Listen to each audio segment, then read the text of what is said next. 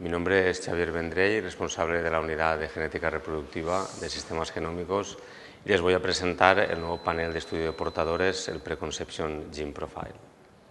Vamos a hablar en esta sesión sobre la valoración genética de portadores de enfermedades hereditarias, lo que se conoce como el estudio genético preconcepción.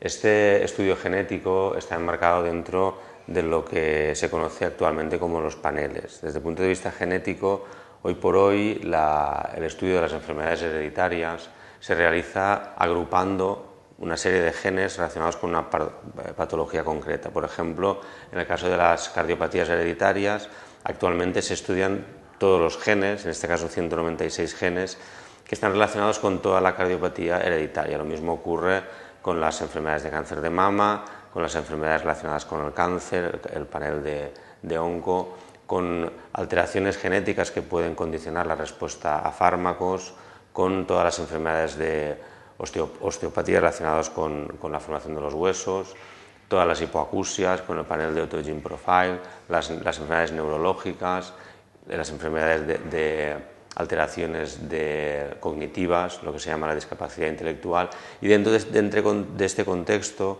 hemos desarrollado el panel que hemos llamado el Preconception Gene Profile, que son todos aquellos genes relacionados con enfermedades recesivas más frecuentes. En concreto, incluye 320 genes. Este sería el documento comercial en el que está toda la información con un lenguaje más sencillo. Y realmente vamos a entrar de lleno en lo que es la descripción del panel, que es el Preconception Gene Profile. En el sentido estricto, es un estudio mutacional dirigido. Esto quiere decir que vamos a interrogar mutaciones concretas. Se realiza sobre los futuros progenitores biológicos, aquellas parejas que aportan los gametos para la reproducción, y lo que pretendemos es establecer el estatus de portador o no portador de determinadas enfermedades hereditarias. El Preconception Gene Profile va dirigido, por una parte, a todas aquellas parejas que tengan un deseo reproductivo, un proyecto reproductivo y que quieran conocer cuál es el riesgo genético que tienen a la hora de transmitir enfermedades hereditarias. Parejas consanguíneas por la alta prevalencia de mutaciones en determinados grupos y en determinadas familias. Y por último, parejas o personas solas que acuden a programas de donación de gametos y que lo que quieren es identificar lo que nosotros hemos llamado como un donante idóneo. En el primer escenario, en el escenario de los donantes de gametos, tenemos que recordar que en nuestro país la regulación sobre la donación de gametos está recogida en el Real Decreto del 2014 y considera a los donantes como donantes vivos de células reproductoras humanas para su uso alogénico. Esa sería la denominación oficial de la donación de gametos. Esto está recogido en los Reales Decretos y básicamente lo que se refiere al Real Decreto es que hay que evitar la transmisión de enfermedades, evaluando aquellos puntos que resultan relevantes en la identificación y selección de posibles donantes cuya donación pudiera representar un riesgo para la salud de los nacidos, en este caso de terceros. Este Real Decreto recoge un anexo en el que ya es un poco más explícito y habla de la evaluación de la carga genética en relación con genes recesivos. En resumen, para no leer todo el decreto, se trata de reducir el riesgo de la salud de la descendencia, evaluar la carga genética en relación con enfermedades recesivas. Es muy importante el grupo étnico al que pertenece el donante o la donante. Hay que establecer cuál es el riesgo de estas enfermedades y le da mucha importancia al entorno, al contexto familiar del donante, es decir, los antecedentes. Todo esto es bastante confuso y, bueno, para intentar arrojar un poquito de luz en este sentido, bueno, pues en este caso la ASEVIR y la SEF, la Sociedad Española de Fertilidad y la Asociación para el Estudio de la Biología de la Reproducción, hace unos años ya se reunieron para redactar un documento de consenso con la idea un poco de interpretar cuáles serían estos estudios mínimos que hay que realizar a los donantes.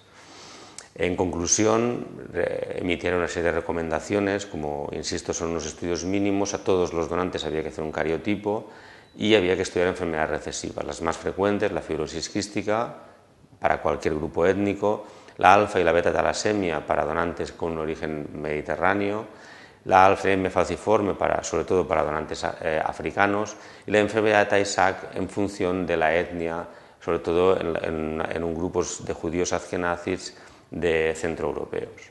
Un poco estas eran las recomendaciones y en todos los países de nuestro entorno, tanto en España, como hemos dicho, la SEF, la ESRE, los ingleses con la Human Fertilization and Biology Authority y los americanos con la American Society of Reproductive Medicine, pues todos ellos han establecido una serie de criterios mínimos para analizar a los donantes antes del proceso de donación.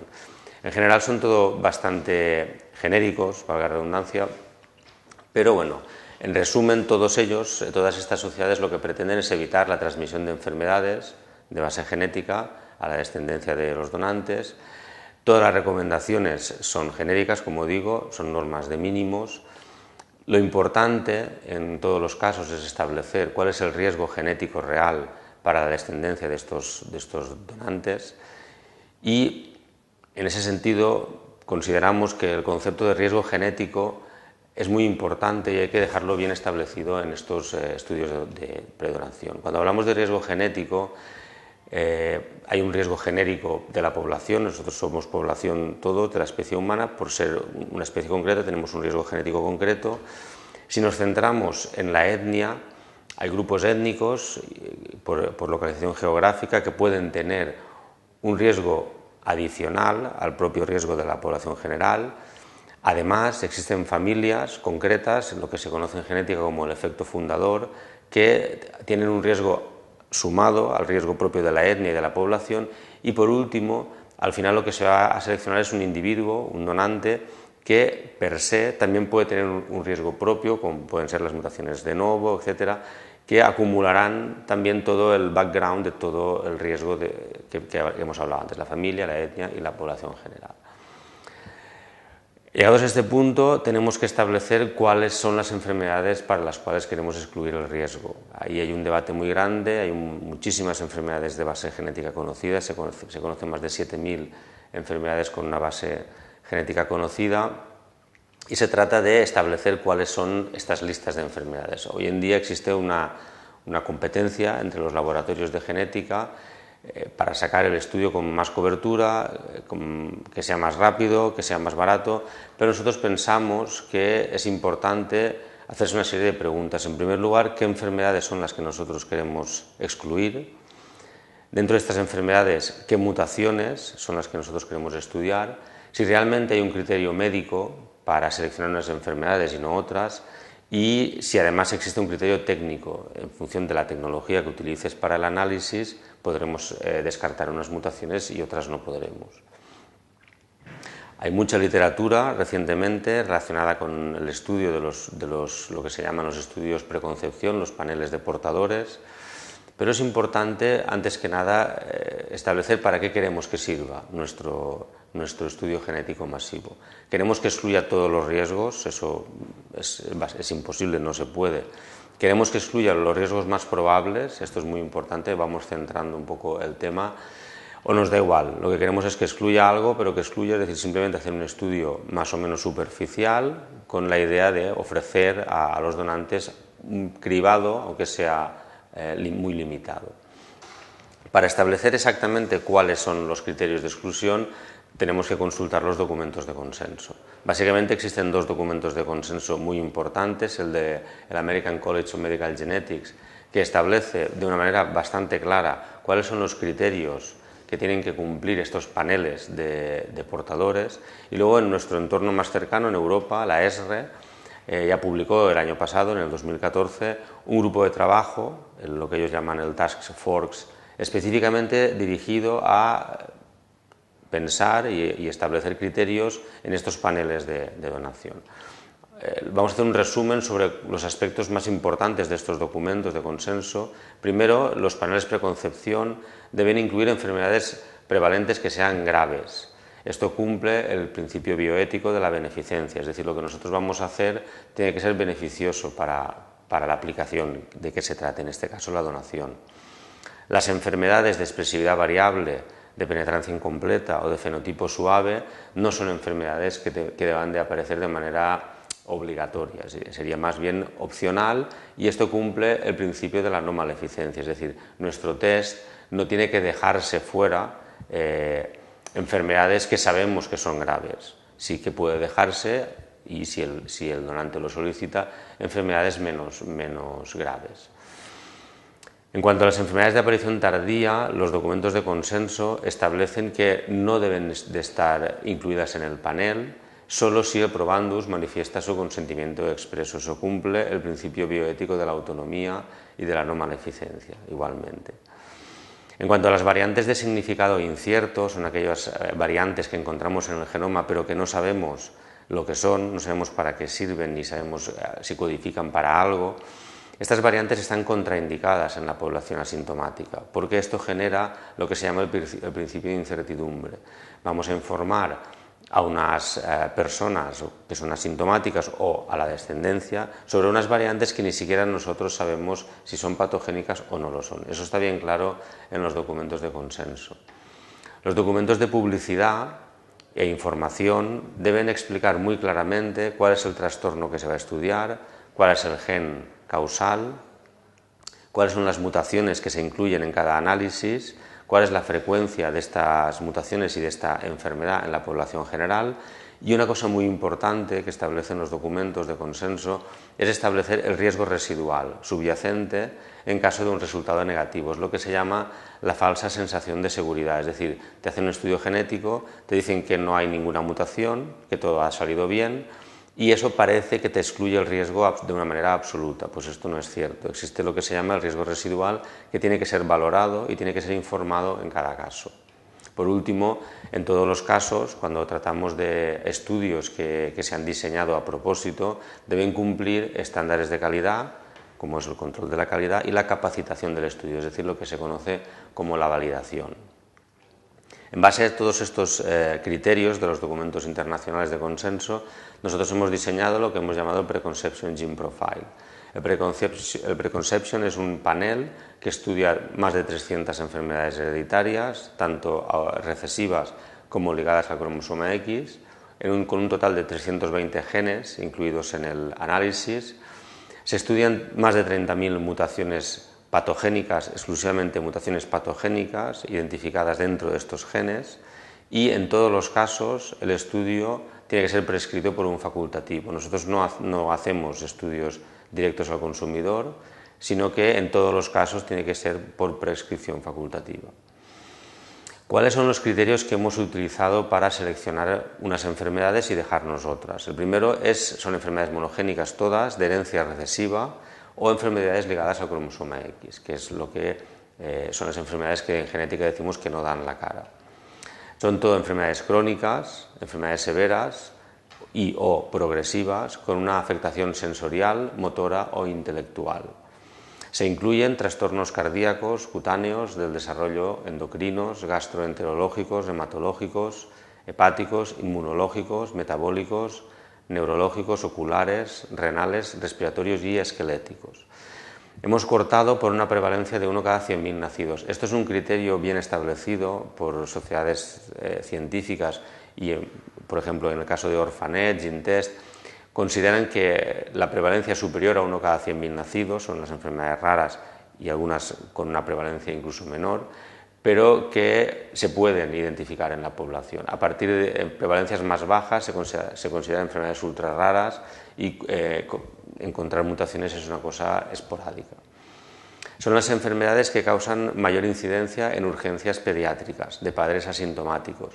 Se considera que el 40% de las consultas en los servicios de pediatría, cerca del 40%, están causadas por enfermedades de una base genética con un patrón de herencia recesivo ligado al X, y en todos los casos los padres son completamente asintomáticos. Las enfermedades con una mayor incidencia de muerte neonatal, también en este caso lo mismo, procedente de padres asintomáticos, y los que tienen mayor incidencia de muerte intraútero. Por último, están todas aquellas enfermedades incluidas en los estudios neonatales ampliados, lo que se llama la prueba del talón. Sobre todo en los Estados Unidos existe una tendencia muy grande al estudio cada vez más de paneles más grandes dentro de la prueba del talón neonatal de los recién nacidos, y se incluyen hasta un total de 50, cerca de 50, enfermedades metabólicas, casi todas ellas, todas con herencia recesiva, y que son enfermedades que causan una muerte neonatal o que comprometen de manera severa la calidad de vida de los nacidos. Hay alrededor de unas 50 enfermedades con estas características que están incluidas en nuestro panel. Igual de importante de conocer los criterios de selección de las enfermedades está conocer qué es lo que no cumple los criterios de inclusión y por tanto no están en el panel. Son todas aquellas enfermedades de herencia dominante o mitocondrial, las dominantes porque tienen una expresión fenotípica en la primera generación y por tanto el propio donante manifestaría los síntomas, y las mitocondriales porque es una herencia no mendeliana, es una herencia compleja y que muchas veces no puedes ofrecer una opción reproductiva con garantías. Luego tenemos las enfermedades poligénicas, evidentemente todos los genes, todas las enfermedades que están causadas por más de un gen se excluyen del panel.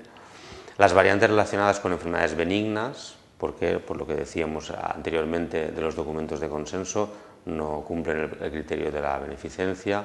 Son variantes también asociadas a la predisposición de determinados tipos de cáncer, tampoco están incluidas en el panel, ni variantes relacionadas con rasgos físicos no patológicos, por ejemplo, dismorfias o cualquier otro tipo de rasgo que no entraña patología para el individuo. Y por último, variantes de significado incierto o que no tengamos evidencias clínicas suficientes sobre su efecto patogénico. Todas estas variantes no se incluyen en el panel. La información completa, siguiendo una vez más los documentos de consenso, se encuentra en una página web que hemos diseñado a propósito.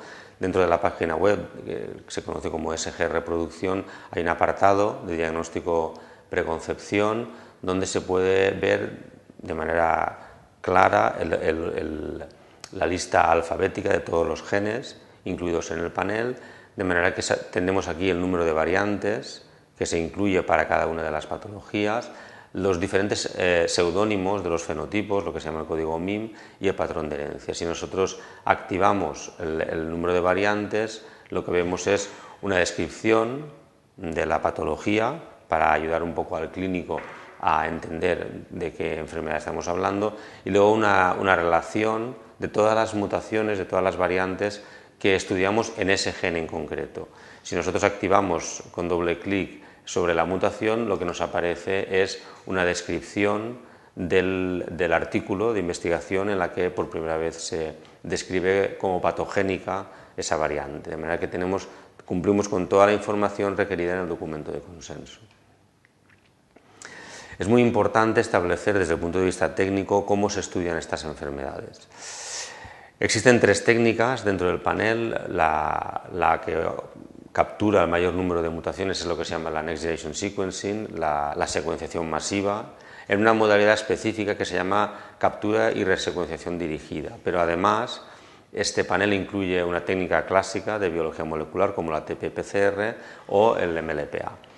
La importancia de todo esto es que todas estas variantes han sido descritas como patogénicas, como decíamos anteriormente, por la Human Gene Mutation Database, y han sido comprobadas en bases de datos muy potentes como el CLIVAR, el DBSNP, y todas han sido publicadas como causales. El hecho de tener tres tecnologías fundamentalmente se basa en que hay diferentes tipos de mutaciones y cada tecnología es capaz de identificar diferente tipo de mutación. La primera, la Next Generation Sequencing, la masiva, nos va a permitir identificar variantes puntuales de un solo nucleótido y deleciones hasta 11 pares de bases o inserciones hasta 5 pares de bases. Con esta tecnología el panel incluye más de 30.000 variantes. Por otro lado, la TP-PCR nos va a permitir establecer el tamaño de las expansiones, específicamente para el síndrome del X frágil y para la ataxia de Friedreich, dos enfermedades altamente prevalentes, pero que somos incapaces de identificarlas mediante la técnica de secuenciación masiva. Estas dos enfermedades cursan con una mutación dinámica, que es una expansión de tripletes, y por eso incluimos una tecnología adicional. Lo mismo ocurre con el MLPA, es una técnica que nos permite determinar deleciones de más de 11 pares de bases, que es donde cortaba la técnica de secuenciación masiva, y está especialmente dirigida a la distrofia muscular de Duchenne y a la atrofia muscular espinal. Estas dos mutaciones no se pueden establecer mediante la secuenciación masiva. Es muy importante destacar que en ningún caso se detectan anomalías cromosómicas, por lo tanto, todos los donantes o parejas que acuden a este panel deben tener realizado el cariotipo.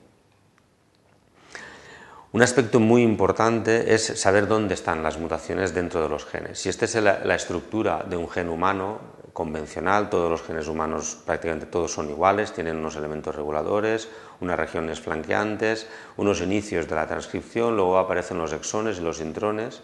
Los exones, como sabemos, es la región del DNA codificante que codifica para la síntesis de la proteína, y luego tenemos unos separadores estructurales que son los intrones. Muchos estudios preconcepción analizan exclusivamente los exones. Son paneles comerciales que capturan los exones con diferentes tecnologías, pero es muy importante destacar que solo analizamos una parte del gen si analizamos el exón. Es muy importante saber que el panel de preconception está diseñado de forma que podemos analizar tanto elementos reguladores, regiones flanqueantes, exones e intrones, con lo cual tenemos mutaciones en todas estas regiones, hay mutaciones en las regiones reguladoras, hay mutaciones en el panel que están dentro de los exones, hay mutaciones en el panel dentro de los intrones, dentro de las zonas de intersección exón-intrón, que son las zonas del splicing, y por último en las regiones flanqueantes. Esto es muy importante. Cuando diseñamos por primera vez un panel basado en tecnología emergente o en una tecnología consolidada pero con una aplicación nueva, es muy importante preguntarse si se puede aplicar clínicamente. De nuevo volvemos a los documentos de consenso. Cuando utilizamos la técnica de secuenciación masiva, antes de utilizarla clínicamente es necesario validarla. La validación de esta tecnología está bien establecida en estos documentos y consta de una serie de etapas, una etapa de desarrollo, una etapa de validación y por último un control de calidad. Nosotros hemos establecido un diagrama de control de calidad, validación, antes de la aplicación clínica de este ensayo. Este es nuestro diagrama de flujo que está disponible para quien lo quiera consultar en nuestros laboratorios, y básicamente lo hemos basado en la captura de variantes patogénicas de la Human Mutation Database, como os decía antes, en el ClinVar, en DevSNP, y los estudios in silico, sobre todo en plataformas incluidas dentro de la superplataforma Alamut. Luego hemos tenido en cuenta para la validación el genotipado por arrays masivo con líneas HapMap, que son líneas que ya están genotipadas mediante microarrays, y además hemos entrado dentro del consorcio de los 1000 genomas, que nos permite validar la secuenciación masiva. Además, todo el panel se ha validado con más de 100 pacientes antes del ensayo clínico. La validación clínica de preconception es importante, siguiendo de nuevo los documentos de consenso, explicar cuáles son los parámetros que hemos utilizado. Hemos utilizado el porcentaje de lecturas que mapean mediante la técnica de secuenciación masiva, las lecturas properly paired que mapean propiamente emparejadas en las secuencias de referencia. Hemos establecido cuál es el porcentaje de lecturas eliminadas del mapeo, hemos establecido el porcentaje de lecturas después de eliminar duplicados de PCR, las lecturas que mapean sobre la diana, que se llaman on-target, que es lo que llamamos el porcentaje de lectura útil. Hemos establecido la sensibilidad como el porcentaje de bases cubiertas a diferentes profundidades de lectura. La especificidad es el porcentaje de nucleótidos que mapeamos en la zona diana, que es donde está la mutación dentro de todos los nucleótidos que son mapeables. La precisión, calculando el límite de detección del ensayo. La reproducibilidad, hemos hecho el mismo ensayo con diferentes técnicos y en diferentes momentos. Hemos hecho un control de calidad basado fundamentalmente en la distribución del número de nucleótidos en cada una de las posiciones que analizábamos. Hemos identificado zonas de alta homología, sobre todo en genes que tienen lo que se conoce como los pseudogenes, y estos serían los parámetros estándares: el control de calidad, porcentaje de lectura útiles, sensibilidad y especificidad, la precisión, la reproducibilidad y la repetitividad. Los resultados han sido extremadamente satisfactorios, en todos los casos cerca del 100%. Cuando hemos diseñado la validación nos hemos basado en los criterios del marcado CE. Dentro de la compañía tenemos un servicio que es lo que llamamos SG Kits, que están todos los kits que hemos comentado al principio, todos los paneles de genes, y todos ellos consiguen lo que se llama el marcado CE, basado fundamentalmente en la validación que hemos hablado. ¿Cómo gestionaríamos un caso real de preconception? Un poco nos vamos a poner en los escenarios más habituales. Lo primero son las parejas. Cuando una pareja acude a solicitar un estudio preconception, lo primero que hacemos es genotipar a los dos miembros de la pareja, la mujer y el varón. Informamos de forma completa de los hallazgos que se encuentran en cada uno de los miembros de la pareja, explicando la enfermedad, en qué cromosoma está la mutación, cuál es el gen implicado, en qué región génica, cuál es la variante, qué tipo de variante, cuál es el transcrito, es decir, el RNA mensajero al que da lugar ese gen, y la referencia bibliográfica que identifica esa variante como patogénica. Informamos de las variantes encontradas exclusivamente. Luego introducimos todas las variantes, las 32.000 variantes, en un software que hemos diseñado, que hemos bautizado como MatchGene, y lo que hacemos es cruzar los datos del varón con toda la información de todos los genes y los datos de la mujer con toda la información de todos los genes. En el caso de que compartan mutaciones en los mismos genes, consideramos que es una pareja de alto riesgo genético, ya que existe un riesgo de transmitir las enfermedades asociadas a estos genes a su descendencia. En este caso, cuando no comparten ninguna mutación en ningún gen, consideramos que se llaman parejas de bajo riesgo genético. En ningún caso decimos que se excluye el riesgo de manera absoluta. Aquí lo que pasa es que hemos reducido de manera drástica el riesgo genético después del análisis. Se informa con un documento de este estilo en el caso de que sean parejas de bajo riesgo, se informa de que no tienen un riesgo genético muy grande dentro de todas las enfermedades estudiadas en el panel, y lo que se recomienda es un adecuado asesoramiento genético, teniendo en cuenta en todos los casos el concepto que hemos hablado del riesgo residual. El riesgo residual sería el riesgo subyacente, como hemos dicho antes, en el caso de que el test sea negativo. ¿Cómo manejamos el concepto de riesgo residual? Pues el riesgo residual se maneja por individuo. A cada individuo le entregamos un documento en el que tenemos la enfermedad, el gen, el código MIM de la enfermedad, la etnia a la que pertenece la persona que se hace el ensayo, cuál es la tasa de detección de nuestra tecnología para ese gen en esa etnia en concreto, cuál era el riesgo teórico de ser portador antes del ensayo, en este caso para la fibrosis quística es 1 de cada 20 somos portadores de una mutación patogénica de fibrosis quística. Como ha dado negativo, significa que cerca de las 2.000 mutaciones que tenemos dentro del panel para este gen, hemos reducido el riesgo residual aplicando las fórmulas y se le ha quedado no cada 2.000, le hemos reducido más de 1.000 veces el riesgo de ser portador. Y además incluimos un apartado de aquellas mutaciones que no han podido ser cubiertas por tecnología, por características de la secuencia, por lo que sea, en ese individuo. De manera que de esta manera cada persona que se realiza el ensayo sabe cuál es el riesgo residual subyacente después del análisis. Esto se le informa de todos los genes en el mismo documento de informe de resultados, de manera que tiene toda la información del riesgo residual para cada uno de los genes. El segundo escenario son las parejas que acuden a los servicios de donación de gametos. Un escenario es, por ejemplo, una pareja que requiera una donante de ovocitos. Lo que estamos realizando es secuenciar, genotipar el banco completo de donantes de un centro, por ejemplo, y una vez secuenciado todas las donantes, tenemos toda la información que queda almacenada en un repositorio que cumple con la Ley de Protección de Datos y que está al servicio del centro que ha solicitado el análisis, y se informa que pues, la muestra de la donante tal ha sido genotipada y los resultados del ensayo quedan registrados de forma anonimizada en las bases de datos, con la única finalidad de establecer la idoneidad con un receptor en un futuro proceso de donación de gametos. La información relativa a las variantes no se detalla porque los solicitantes así lo requieren. Simplemente se informa que ya tenemos genotipada a esa donante en este caso. En el caso de que venga el receptor, considerando el receptor como la persona que aporta el gameto contrario para la reproducción, en este caso el varón, se genotipa mediante el preconception, se genotipa al varón y se cruzan todos los datos con el software, con todas las donantes. De manera que el cruce de datos nos va a decir cuál es aquella donante que no comparte mutaciones con este receptor. Esa donante es la que nosotros consideramos la donante idónea y es la donante que va a poder ser asignada para un proceso de donación en esta pareja en concreto. Esto se informa también mediante un documento en el que se establece cuál es el donante o la donante idónea, en este caso para esta pareja.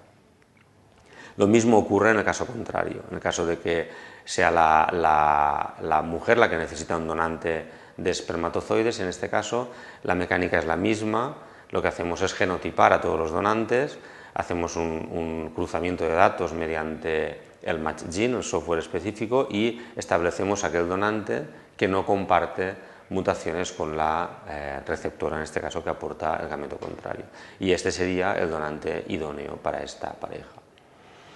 Toda esta información está recogida en nuestra web y la solicitud y el manejo de los datos es toda online, de manera que el prescriptor lo que tiene que hacer es rellenar un formulario de solicitud online a través de una plataforma que es lo que llamamos el GenSystems. Dentro del software MatchGene solicita el ensayo, codifica la muestra en su ordenador de sus instalaciones y se imprime un documento de seguimiento con un código de barras que acompañará a la muestra. Cuando la muestra llegue a nuestras instalaciones se activa con ese código de barras y empieza todo el proceso en función de lo que haya solicitado vía online. Esto sería un ejemplo de lo que pueden ver en el software MatchGene. Lo que pueden ver es todos los donantes que han sido genotipados en su centro. Se pueden incluso hacer grupos de bancos, por ejemplo, si quieres separar los donantes por etnias, porque las donaciones muchas veces se realizan con un doble matching, que es el matching fenotípico y genético, pues el usuario puede ordenarse sus donantes en función de la etnia, en función del resultado, en función del sexo, de manera que sea más fácil poder gestionar sus propios bancos. Para finalizar, en resumen de toda esta charla, tenemos que destacar que el Preconception Gene Profile incluye únicamente variantes patogénicas, descritas de manera abundante en las diferentes bases de datos que hemos consultado para el diseño. Se estudian los genes de forma completa, estudiamos exones, estudiamos intrones, elementos reguladores, regiones flanqueantes, regiones intronexón, etc. Se estudian todos los transcritos, ya que nosotros trabajamos con ARN, cada gen puede dar lugar a diferentes ARNs, que son los ARNs canónicos y las isoformas. Todos estos transcritos son analizados mediante el panel. Se complementa con técnicas alternativas, como hemos dicho, como la TP-PCR o el MLPA, en función del tipo de mutación que queramos analizar. Se informa de manera individualizada del riesgo residual que subyace después de un resultado negativo por cada individuo. Y el test ha sido sometido a una exhaustiva validación clínica con muestras control, con líneas HapMap, con proyectos como el MilGenoma y siempre consultando la HGMD. Y por último, ofrecemos la posibilidad de identificar en un banco concreto cuál es el donante idóneo mediante la aplicación de nuestro software de diseño propio. Para finalizar, presentaros los diferentes grupos dentro de la compañía que han participado en el diseño. Por una parte, la unidad de genética reproductiva, que es donde está la mayoría de las solicitudes de los casos del Preconception. Luego nuestro equipo de bioinformáticos propios del centro, que han diseñado todos los algoritmos de análisis y de cruce de datos para poder establecer cuál es el donante idóneo en cada caso. Y toda la parte más manual está realizada por nuestro laboratorio de secuenciación masiva, de Next Generation Sequencing, también dentro de nuestras propias instalaciones y con nuestros propios equipos. No se externaliza nada durante todo el proceso. Nada más, agradeceros a todos vuestra atención y muchas gracias.